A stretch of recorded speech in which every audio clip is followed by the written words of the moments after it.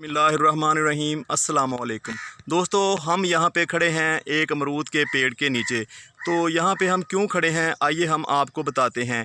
हम यहाँ पे एक नई टेक्निक से एक नया पौधा तैयार करने वाले हैं। वो टेक्निक क्या है, उस टेक्निक का क्या नाम है, हम आपको बताते हैं।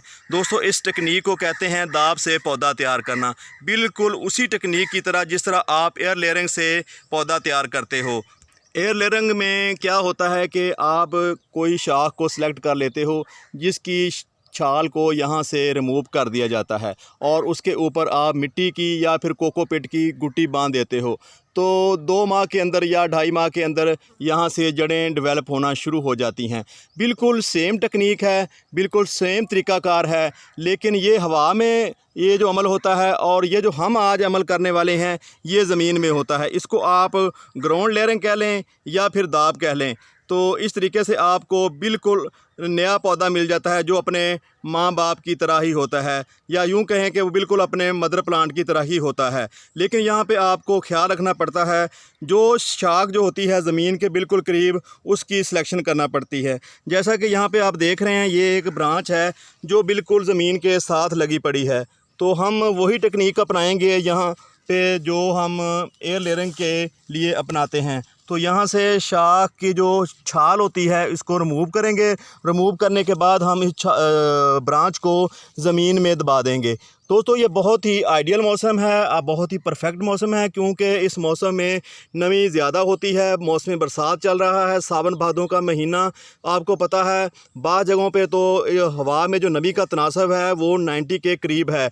तो इसलिए ये जो आप दाब लगाते हैं या आप एयर लेयरिंग से पौधा तैयार करते हैं, तो इस तरीके से बहुत ही जल्दी पौधा अपनी जड़ें यहाँ से डेवलप कर लेता है। तो आइए हम आपको करके दिखाते हैं वही सेम मेथड। लेकिन दोस्तों, यहाँ पे एक बात आपको बताता जाऊँ, ये जो टेक्निक है ये उन पौधों के ऊपर ज़्यादा फ़ायदेमंद रहती है, कारगर रहती है, जिनकी जो ब्रांचें होती हैं वो ज़मीन की तरफ ज़्यादा झुकाव करती हैं।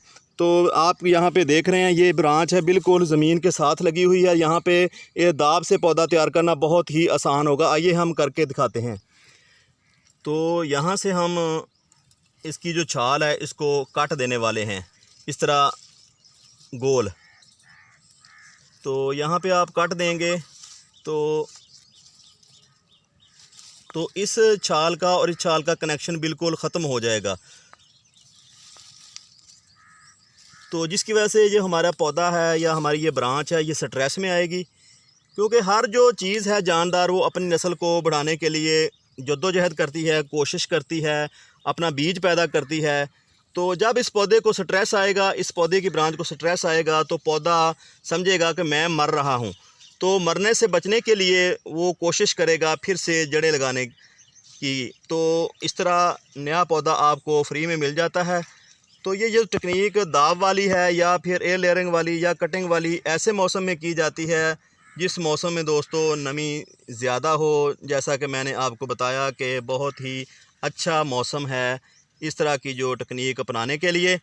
आप लाजमी करें, आपको फ्री में पौधा मिल जाता है। दूसरी बात ये होती है कि आपको सेम वही पौधा मिलता है जो पौधा आपको पहले फ्रूट दे रहा होता है। आपको उस पौधे के ऊपर लगे हुए फ्रूट के जायके का भी इल्म होता है और आपको ये भी पता होता है ये कौन सी वैरायटी है और ये साल में कितनी बार फ्रूटिंग करती है और इसका जो फ्रूट होता है उसका साइज़ क्या आता है। तो इसलिए आप अपने हाथ से पौधा तैयार करते हो, आपको फ्री में दोस्तों और बिल्कुल उसी तरह का पौधा मिलता है जिस तरह का आप चाहते हैं।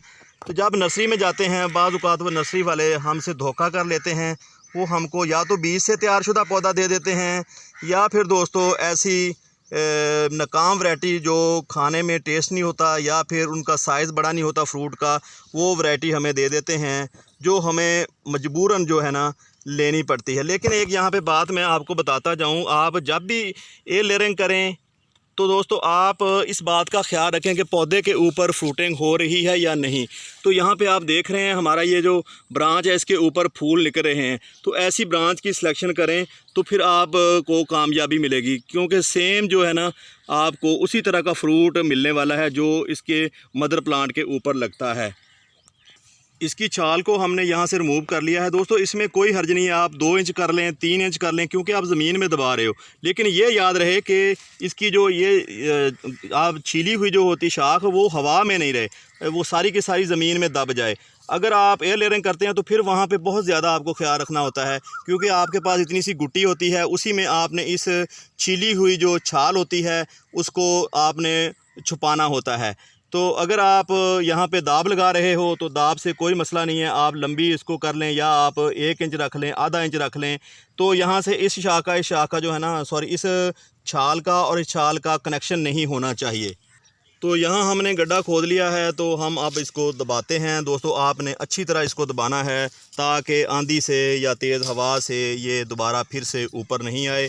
तो अगर आप जितना इसको प्रेस करेंगे, यहाँ पे हमारे पास ईंट है, आप इससे प्रेस कर लें, या आपके पास कोई भी औजार है आप इससे मिट्टी को अच्छी तरह यहाँ पे प्रेस कर लें, तो इंशाल्लाह आपको 1.5 माह के अंदर अंदर यहाँ से आपको नया पौधा मिलने वाला है, जो बिल्कुल अपने मदर प्लांट की तरह का होगा। दोस्तों अगला स्टेप जो है वो हमने यहाँ पे पानी इसको देना है ताकि मिट्टी अच्छी तरह जो है ना गीली हो सके। वैसे तो मौसम बरसात है, आपको पता है कि मौसम बरसात में मिट्टी जो है ना अक्सर गीली रहती है, क्योंकि हर 2-3 दिन बाद जो बारिश की छींटें हैं वो पड़ जाती हैं। आपने इस दौरान इसका ख्याल रखना है कि जब आपको लगे कि मिट्टी खुश्क हो रही है तो आप फिर से इसको पानी दे दें ताकि आपका जो पौधा है वो खुश्क ना हो। दूसरी बात यह है कि आखिरी बात जो मैं करने लगा हूँ वो ये है कि हमने इसको घास फूस से डांपना है। डांपना इसलिए है कि जहाँ से बच्चे गुजरते हैं वो देख के इसको खींच ना दें, या कोई दूसरा बंदा इसको चेक करने के लिए ऐसे खींच ना दे ताकि हमारी जो मेहनत है वो ज़ाया ना हो। दोस्तों यहाँ पे आप देख रहे हैं ये पत्ते हैं, तो इन पत्तों को हम इसके ऊपर डाल देते हैं ताकि नमी बनी रहे और ये जानवरों और दूसरे जो हमारे आने जाने वाले हैं उनसे महफूज रहे। तो दोस्तों मिलते हैं अगली अपडेट के साथ, आपको बताएंगे कि हमारे पौधे ने यहाँ से जड़ें डेवलप की हैं या नहीं। अमरूद की इस ब्रांच के ऊपर ग्राउंड लेयरिंग किए हुए तकरीबन 50 दिन हो गए हैं। 50 दिन के बाद देखते हैं कि हमारे इस पौधे ने जड़ें डेवलप की हैं या नहीं। अगर हमें लगा कि जड़ें इतनी हैं कि पौधा हमारा यहाँ से, अगर इसको हम मदर प्लांट से अलग करते हैं, सर्वाइव कर जाएगा, तो हम यहाँ से इसको अलग कर देंगे। अगर हमें लगा कि पौधे के ऊपर इतनी जड़ें नहीं हैं तो फिर से हम इसको मिट्टी में दबा देंगे। तो आइए देखते हैं दोस्तों कि इसके जो ब्रांच है जिसके ऊपर हमने एयर लेयरिंग कह लें या दोस्तों ग्राउंड लेयरिंग कह लें, तो हमने वो की थी, तो देखते हैं कि इस पौधे ने यहाँ से अपनी रूट डेवलप की हैं या नहीं। तो यहाँ पे मैं दिखाता जाऊँ आपको, ये वो ब्रांच है। तो हमें तो मकसद इसकी जो जड़ें हैं उससे है कि इसने जड़ें निकाली भी हैं या नहीं। तो आइए देखते हैं, खुरपे की मदद से निकालेंगे, आहिस्ता से जेंटली से इसको निकालेंगे ताकि अगर कोई जड़ निकली हो तो वो ख़राब ना हो जाए।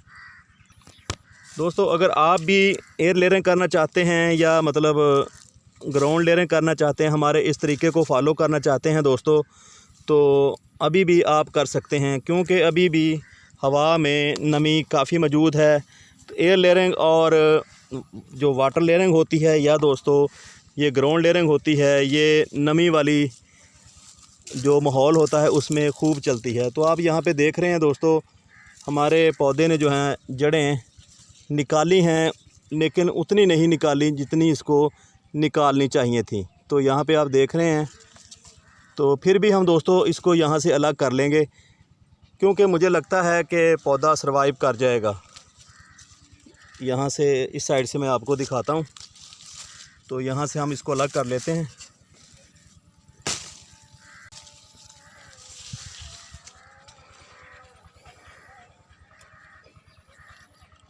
तो इस तरह आप भी पौधा तैयार कर सकते हैं बहुत आसानी से।